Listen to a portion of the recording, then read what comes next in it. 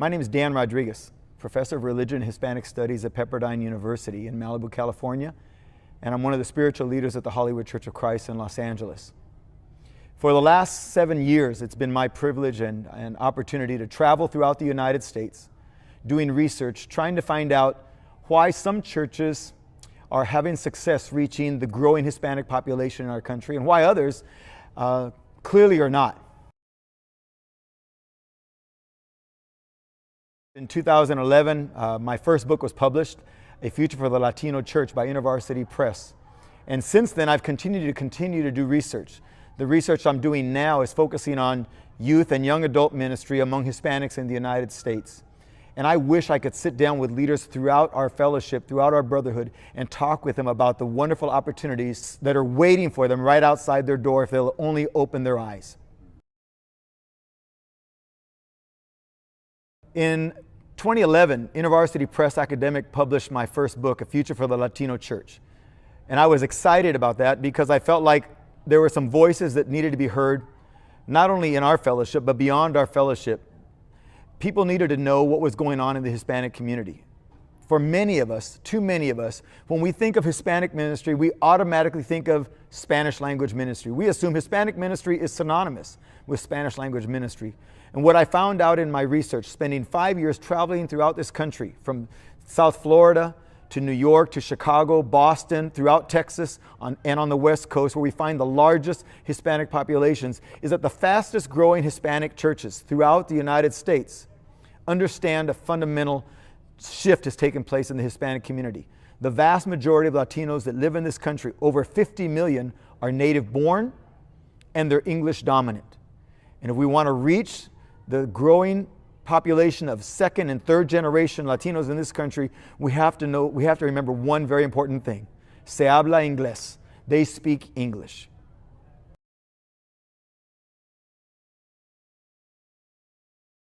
As I talk to people about Hispanic ministry in the United States, I notice that many people are confused by terms like first, second, and third generation. So let me just quickly define those terms for us. First generation is synonymous with the immigrant generation. The immigrant generation that was born abroad, that comes to this country, that's synonymous with the first generation. Second generation means that you were born here, your parents are immigrants. Third generation means you were born here and that your parents were also born here. And what we need to understand is that the 50 million plus Latinos that are now living in this country as of the 2010 census, the vast majority, 63%, were actually born and raised here. And if they're not already English dominant, they will be soon. And so this is going to impact our strategies and our approaches to reaching the fast-growing Hispanic populations, many of which are surrounding our old Anglo churches and African-American churches here in the United States, especially in large urban areas.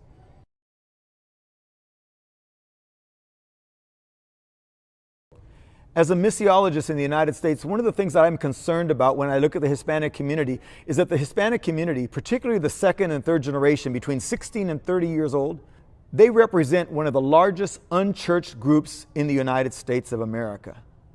One of the questions I get asked frequently by well-meaning, loving, dedicated members of the dominant group church in the United States is, well, if the vast majority of Latinos, like you say, are English speaking, why wouldn't they feel comfortable in our churches?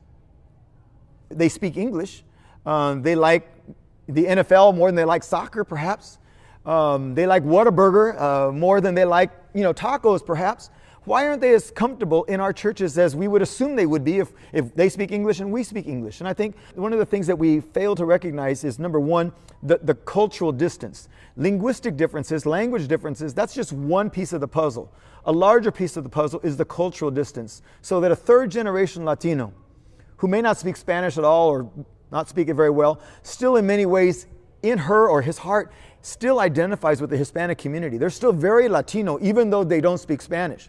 And so you've got that identity that's reinforced by many factors, including continuing immigration, Spanish, Latino culture in the United States, especially in some of the older Hispanic neighborhoods throughout our country. That's one factor. Another factor, and maybe a more painful reality, is that when they come to many of our dominant group churches, and I was blessed, I was brought to the Lord in a dominant group church. But many of my second and third generation Latino friends, even family members, wouldn't feel comfortable in most of our dominant group churches Because many times we make them feel when they come as though they really don't belong. We say silly things like, oh, your people are meeting down in the fellowship hall. We try to practice our Spanish with them when they don't speak Spanish either. Or we say something silly like, oh, what part of Mexico are you from? And if they're not Mexican, we've really offended them. And then if they were born here, as most of them are, we've offended them again. And so we send messages to them subtly, reminding them that they really don't belong here with the dominant group. They really belong down the hall in the fellowship hall with the Spanish-speaking group. And yet, as I've just mentioned, when they're with the Spanish-speaking group down the hall, they're down there, and many of those people are saying, why don't you go with your friends? Why don't you go with your people, the English speakers in the dominant group? They don't feel welcome down there either because they don't speak Spanish well enough. They don't understand all of the cultural idiosyncrasies. They're too Americanized, or as we would say, they're too agringado to fit in.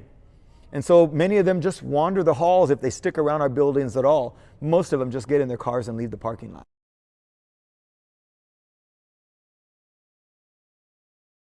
One of the things that surprises people who study Latino culture in the United States is that even second, third, and even up to fourth generation Latinos still primarily self-identify as Latinos. If you ask a third generation Latino, what are you? The vast majority are going to say, they're going to answer with a description of their family's ancestry. Oh, I'm Cuban, or I'm Puerto Rican, or I'm Mexican, even though specifically they are Cuban American or Puerto Rican American or Mexican American, but they're going to first identify by their country of origin, their people. And I think many of us don't understand the intensity of ethnic identity, especially among Latinos in the United States. They don't lose, many of them, that ethnic identity once they lose the Spanish. Even when they marry somebody from the dominant group, as I have, you still maintain a certain part of you that will always be Latino. That sense of identity also tends to push them or pull them into Latino churches where often they don't feel comfortable. That's why I think one of the most exciting things that I've discovered in my research in the last 5 years is that the fastest growing Latino churches in the United States are English speaking. They not only have bilingual services, but many of them, most of them have moved beyond bilingual services. Then they just started having simultaneous services, one in English and one in Spanish, so that the grandmother who didn't speak any English would feel comfortable in Spanish, but that her grandson, who didn't speak hardly any or any Spanish at all, would feel comfortable in English. And seeing these churches develop and grow. Now we're seeing another model of Hispanic churches in the United States that are English only. I was just recently down in McAllen, Texas, right on the border of Mexico and the United States. You'd assume that any Hispanic church there, of course, is going to be Spanish dominant, if not exclusively Spanish. The fastest growing church in McAllen, Texas is called the Cornerstone Church. It is 100% English speaking. They've got the largest, fastest growing youth group in that city. And it's all English speaking. It seems to defy, the way we generally think and approach Hispanic ministry. That's why I'm so excited about Genesis Alliance. Genesis Alliance gets this. They understand that the future of the Hispanic ministry in the United States is going to be different than our abuela's church. And it's going to be different than the model that we have used for the last 4 or 5 generations here in the United States, where we have a Spanish-speaking group down meeting in the fellowship hall or in a chapel while the dominant group is meeting in the auditorium. We're going to see new churches reaching new Hispanic populations in the future. And I'm thankful for the ministry and the vision of those involved with Genesis Alliance, because they're going to lead us in that path. Very good. When I think of the second and third generation Latinos here in the United States, I'm reminded of the Hellenized Jews that are described in the book of Acts. Those people that are first introduced in chapter 6, whose widows were complaining because they were being overlooked in daily distribution of bread. And the reason they were being overlooked was simply because of language. They didn't speak the language. They didn't speak Aramaic. They didn't hear when the announcement was made, if you want food, please report to gate number 3 and you'll get your food. It was simply because of language that they were being overlooked. They were Jewish. They were ethnically Jewish, but they were bicultural and bilingual. Many of them were Greek or Latin speaking. Their countries of origin are listed there in Acts chapter 2.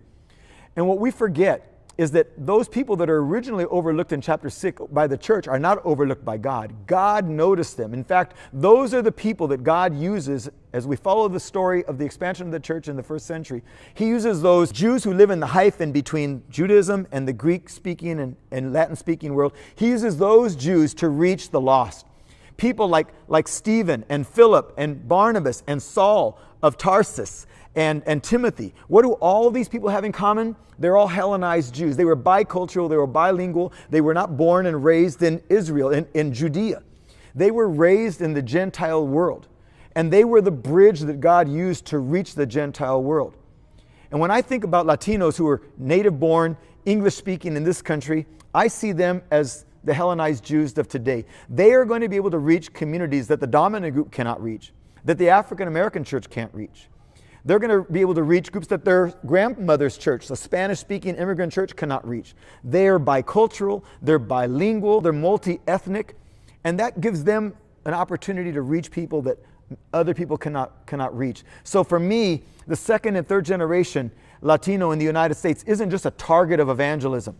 They're much more than that. They are going to be the future agents of evangelism and church growth in the United States. That's what my research is showing in the broader evangelical world, and I believe that's the future in the churches of Christ.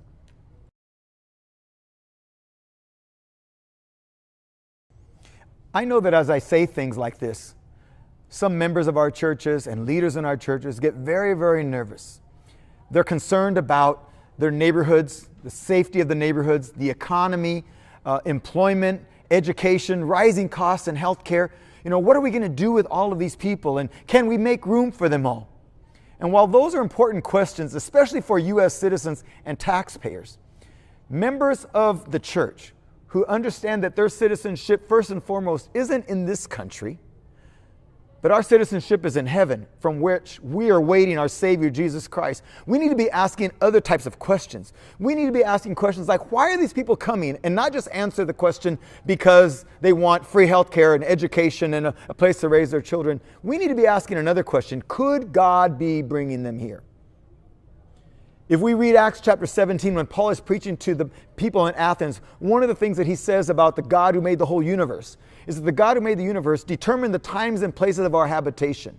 If these 11 plus million undocumented immigrants are in this country, and the vast majority of those are of Latin ancestry, and there are 50 million plus Latinos in this country, we need to be asking another question. Are they here because God has brought them? And if they are here because God has brought them, how should the church respond?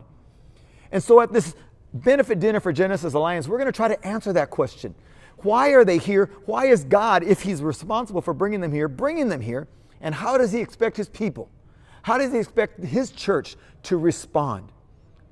Not to a problem, but to an incredible opportunity to reach 50 million plus Latinos in the United States.